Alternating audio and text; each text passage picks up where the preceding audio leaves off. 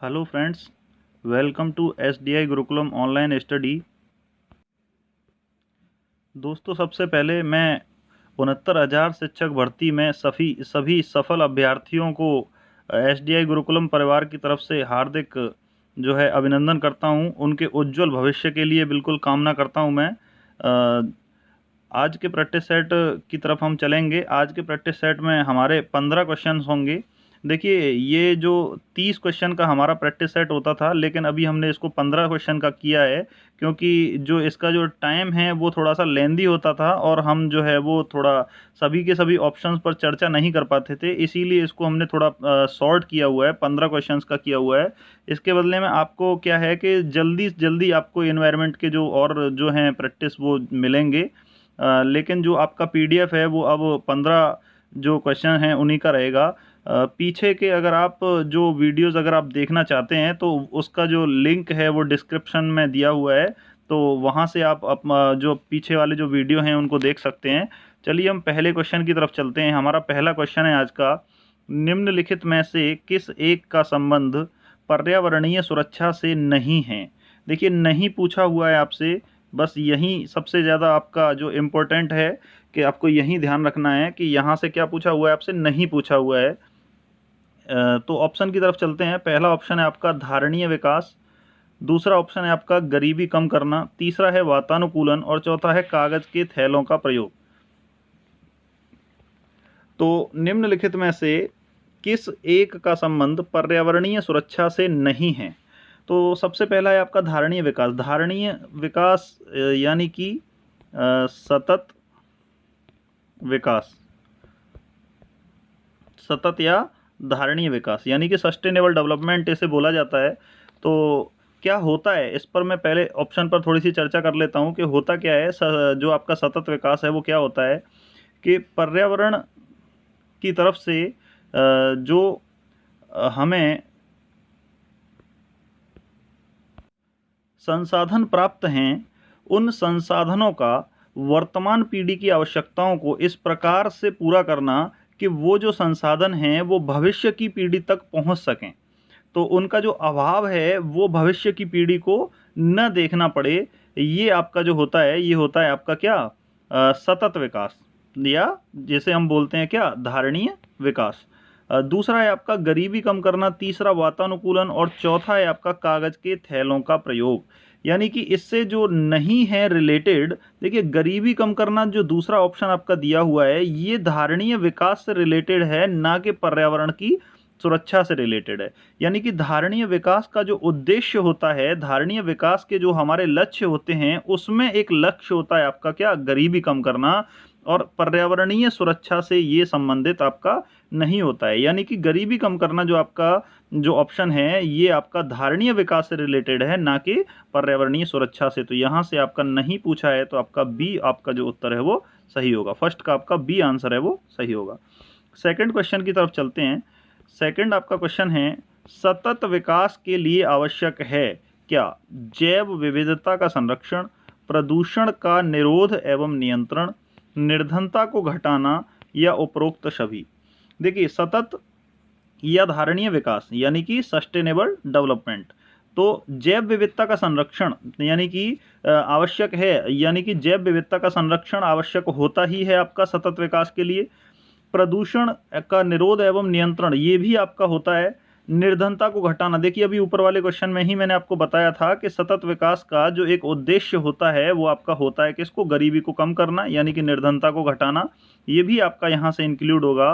तो इसके अकॉर्डिंग आपका जो उत्तर है वो डी उत्तर सही होगा। उपरोक्त सभी ये तीनों ही आपके इसके क्या हैं, आवश्यक हैं किसके लिए, सतत विकास के लिए। तो सेकंड का आपका आंसर डी सही होगा।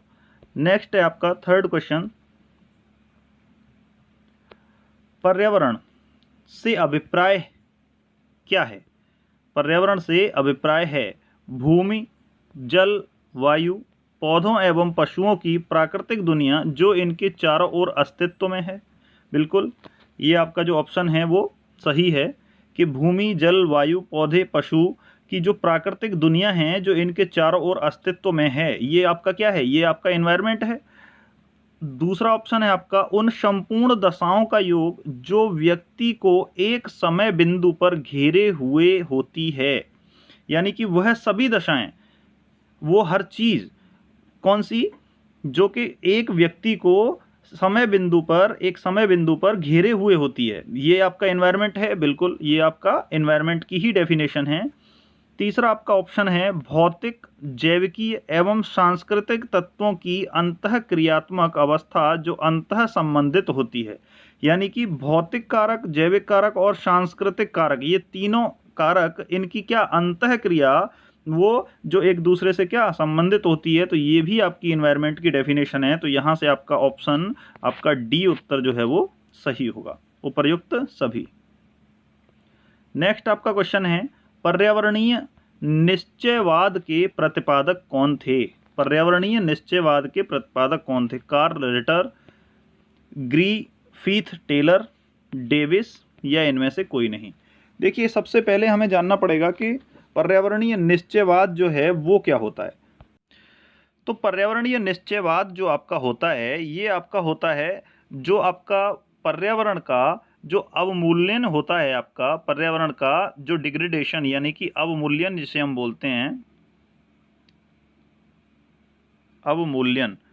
तो अवमूल्यन, पर्यावरण के अवमूल्यन से संबंधित, उसको उसके निर्धारण से संबंधित जो भी आपके तथ्य होते हैं उसको आप बोलते हैं क्या? पर्यावरणीय निश्चयवाद। और इसके जो प्रतिपादक थे वो आपके थे कौन? Carl Ritter. यानी कि यहाँ से ए आपका जो उत्तर है वो चौथे क्वेश्चन का वो सही होगा। नेक्स्ट आपका पांचवा क्वेश्चन है धारणीय विकास किसके उपयोग के संदर्भ में अंतर पीढ़ीगत संवेदनशीलता का विषय है। देखिए क्वेश्चन की जो भाषा है, क्वेश्चन की जो लैंग्वेज है वो थोड़ी सी टिपिकल है, लेकिन क्वेश्चन बहुत ही इजी है। धारणीय विकास किसके उपयोग के संदर्भ में अंतर पीढ़ीगत संवेदनशीलता का विषय है। ऑप्शन है प्राकृतिक संसाधन, भौतिक संसाधन, औद्योगिक संसाधन, या सामाजिक संसाधन। बिल्कुल आपका जो आंसर है वो बिल्कुल क्लियर है। धारणीय विकास की अगर बात करते हैं, सतत विकास के ऊपर हम जो सस्टेनेबल डेवलपमेंट के ऊपर पहले ही जो चर्चा कर चुके हैं उसी से संबंधित है ये।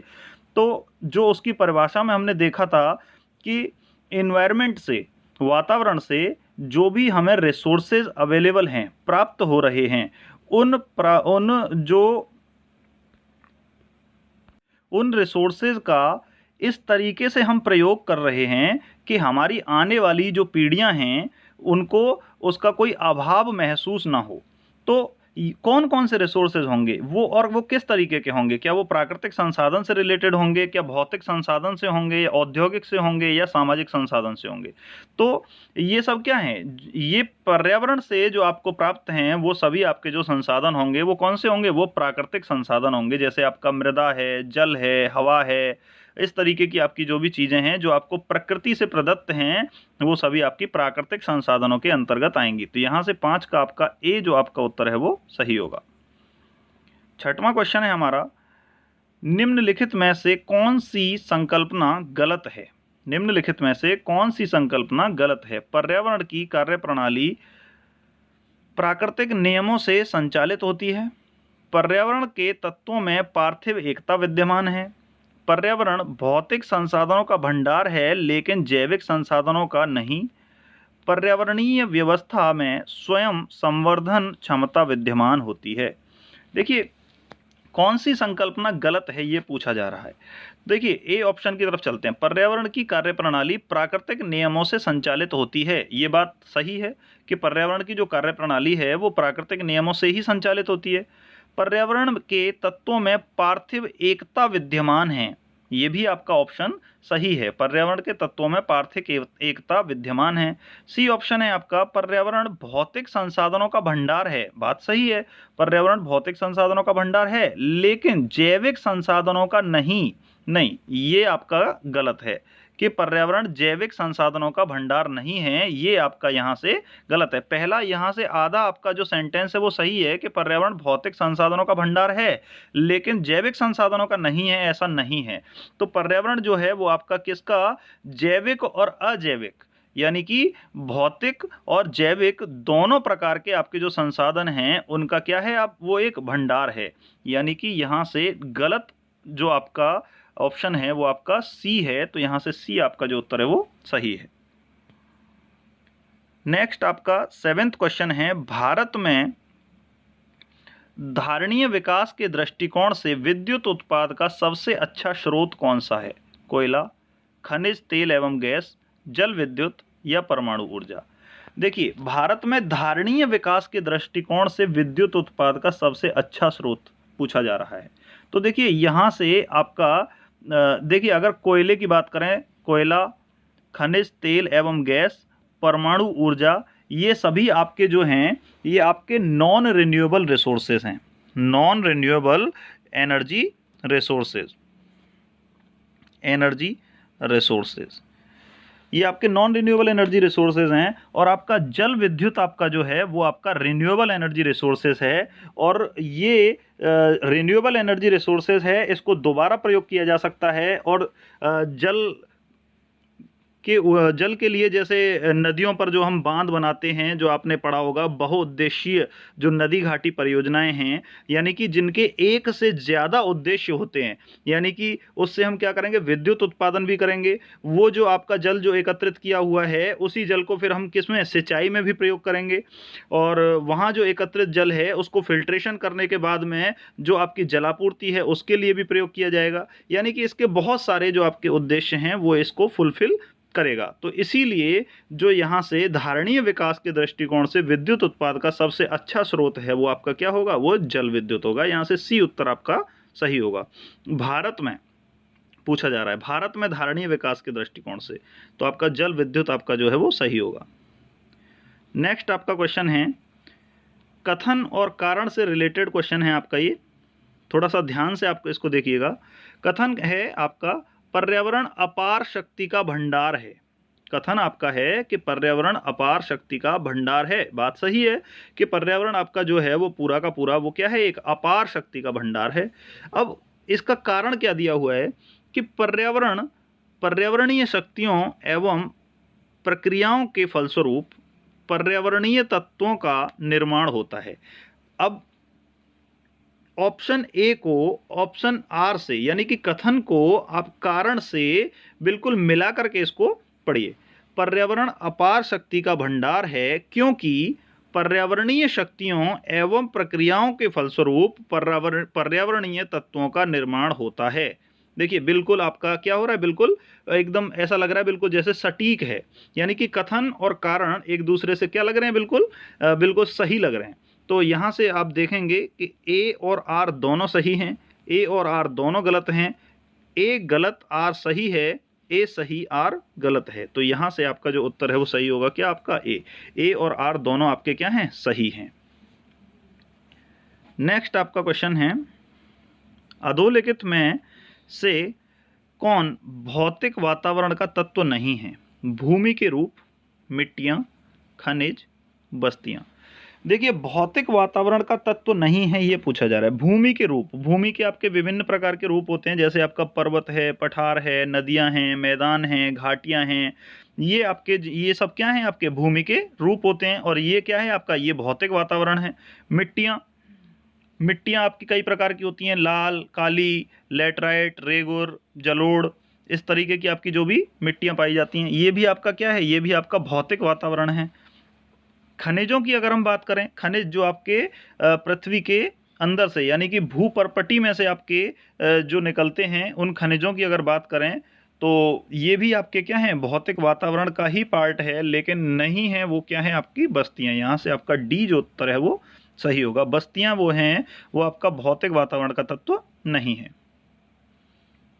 नेक्स्ट है आपका, पर्यावरण एक अविभाज्य समष्टि है जिसकी रचना होती है भौतिक तंत्र से, जैविक तंत्र से, भौतिक एवं जैविक तंत्रों से, भौतिक, जैविक एवं सांस्कृतिक तत्वों वाले पारस्परिक क्रियाशील तंत्रों से।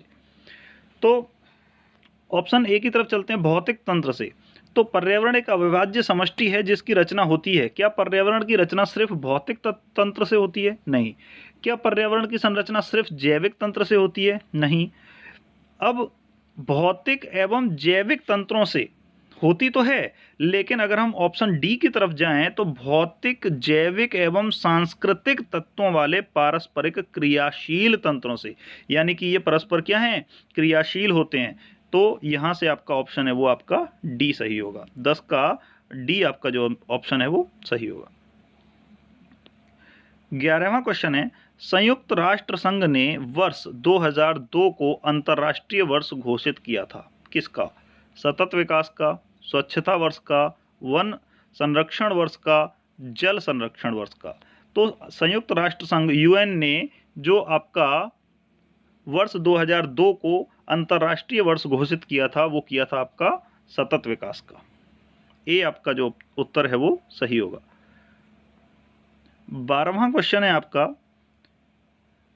नगरीकरण एवं औद्योगिकरण हानिकारक हैं, किसके लिए? संतुलित विकास के लिए, पर्यावरण एवं पारिस्थितिकी के लिए, जैव विविधता के संरक्षण के लिए, या उपरोक्त सभी के लिए। तो नगरीकरण और औद्योगिकरण हानिकारक हैं किस किस के लिए?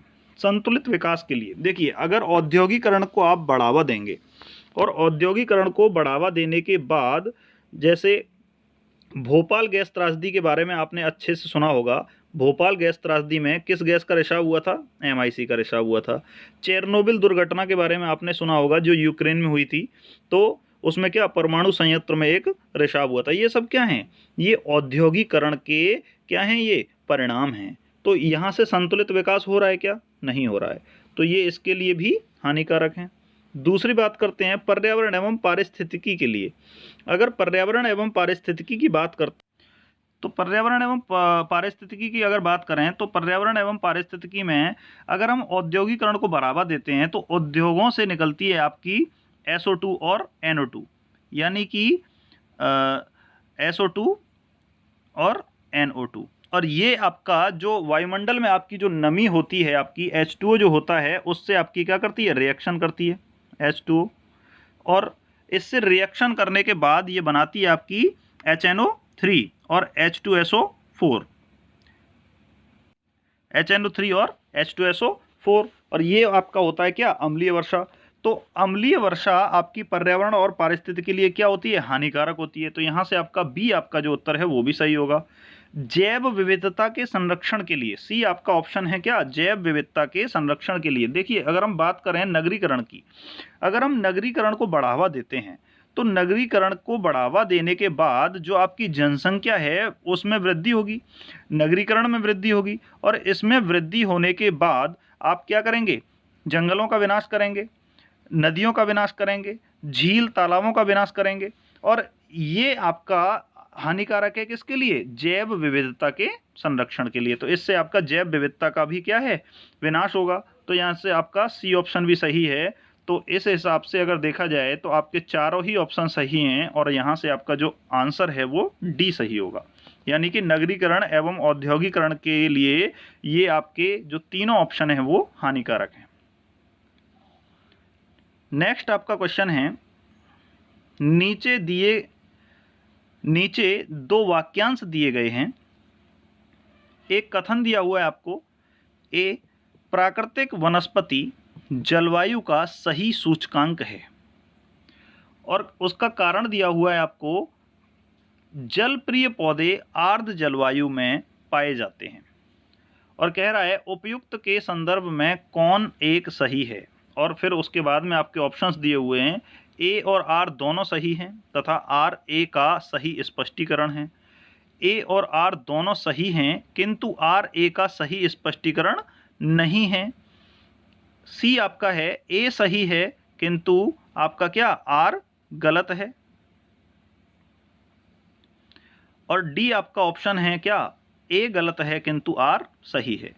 तो सबसे पहले आप कथन को अच्छे से पढ़िए।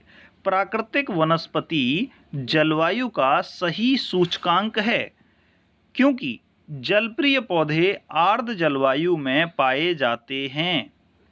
बात जो आपकी है वो बिल्कुल सही है कि जो प्राकृतिक वनस्पति जलवायु का सही सूचकांक है क्योंकि जलप्रिय पौधे आर्द्र जलवायु में पाए जाते हैं। तो यहाँ से आपका ऑप्शन है वो कौन सा सही होगा, ए और आर दोनों सही हैं, यानी कि कथन और कारण दोनों सही हैं, और जो कारण आपका है आर जो है वो ए का यानी कि कथन का सही स्पष्टीकरण है, यानी कि यहाँ से आपका ए आपका जो उत्तर है वो सही होगा। नेक्स्ट क्वेश्चन की तरफ चलते हैं। अगला क्वेश्चन है 14। प्राकृतिक कृषि का अन्वेषक है कौन, मसानोबू फुफुफा, M S. Randhawa, M S. Swaminathan, Norman Borlaug. Most important, ये आपका मोस्ट इंपॉर्टेंट क्वेश्चन है आपका कि प्राकृतिक कृषि का अन्वेषक यानी कि खोजकर्ता, अन्वेषक का मतलब है आपका क्या, खोजकर्ता कौन है।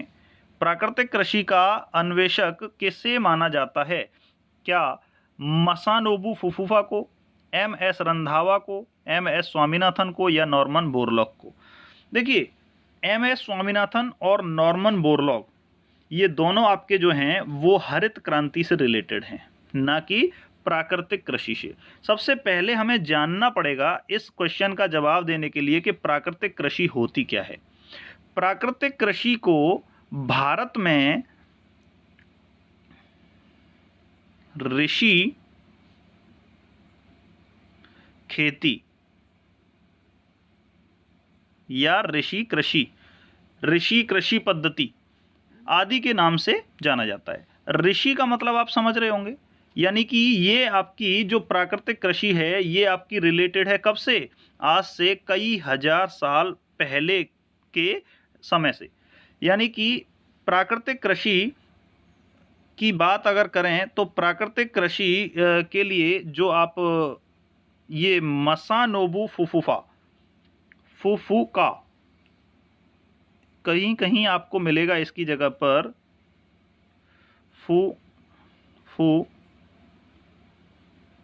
ओ का, ये आपको लिखा मिलेगा। ये इसे जाना जाता है आपका किस नाम से, फुफुओका कृषि के नाम से भी जाना जाता है। ये जो मसानोबू फुफुफा एक नाम है, एक व्यक्ति का नाम है, ये आपके जापान के थे ये, और जापान में ये एक कृषक और दार्शनिक दोनों थे, कृषक और दार्शनिक। 1913 से लेकर के 2008 तक, यानी कि 1913 में ये इन्होंने जन्म लिया था और उसके बाद 2008 में इनकी मृत्यु हुई थी। ये इनका टाइम पीरियड था, और इस टाइम पीरियड में इन्होंने जो सबसे ज़्यादा जो प्राकृतिक कृषि को इन्होंने बढ़ावा देने की बात की। अब प्राकृतिक कृषि में और आधुनिक जो कृषि है, हमारी वर्तमान कृषि है, उनमें क्या क्या डिफरेंस है, इन्होंने क्या बोला ऐसा। तो इन्होंने काफ़ी चीज़ें, जैसे प्राकृतिक कृषि की अगर बात करें तो प्राकृतिक कृषि में जैसे इन्होंने किस चीज़ का निषेध किया, जो आधुनिक पद्धति में हम क्या करते हैं, आधुनिक कृषि में जैसे हम खेत की जुताई करते हैं तो खेत की जुताई का विरोध, यानी कि खेत में उर्वरक हम देते हैं उन उर्वरकों का विरोध, कीटनाशक का प्रयोग करते हैं उस कीटनाशक के जो प्रयोग का क्या विरोध। यानी कि प्राकृतिक कृषि का जो इन्होंने उदाहरण है वो जो दिया है वो किससे, ऋषि पद्धति वाली जो आपकी कृषि थी उससे दिया है। पुराने समय में जिस तरीके से कृषि की जाती थी उसको इन्होंने बढ़ावा देने की बात की है। तो यहाँ से 14 का आपका जो उत्तर है वो क्या होगा, आपका ए सही होगा। लास्ट क्वेश्चन है 15। पर्यावरण संरक्षण के लिए ग्रीन आर्मी को किसने प्रारंभ किया, जापान, चीन, ऑस्ट्रेलिया, इजिप्ट। तो पर्यावरण संरक्षण के लिए सबसे पहले ग्रीन आर्मी क्या है, ग्रीन आर्मी यानी कि जो हमारे पेड़ पौधे और प्राकृतिक वनस्पति है उसको बचाने के लिए एक संगठन के तौर पर जो सदस्य कार्य करते हैं उसे ग्रीन आर्मी के नाम से जाना जाता है। और इसका जो प्रारंभ किया था वो किया था सबसे पहले किसने, ऑस्ट्रेलिया ने। यानी कि यहाँ से आपका 15 का सी आपका जो उत्तर है वो सही होगा। इसी के साथ आपके 15 जो क्वेश्चन हैं वो पूरे होते हैं। दोस्तों ज़्यादा से ज़्यादा इस वीडियो को शेयर कीजिए, लाइक कीजिए, और अगर आप हमारे चैनल पर नए हैं तो इसे क्या कीजिए, सब्सक्राइब कीजिए और अपने बेल आइकन पर क्लिक करें जिससे कि हमारे सभी आने वाले वीडियोस का नोटिफिकेशन जो है वो आपको मिल सके। इसी के साथ नमस्ते।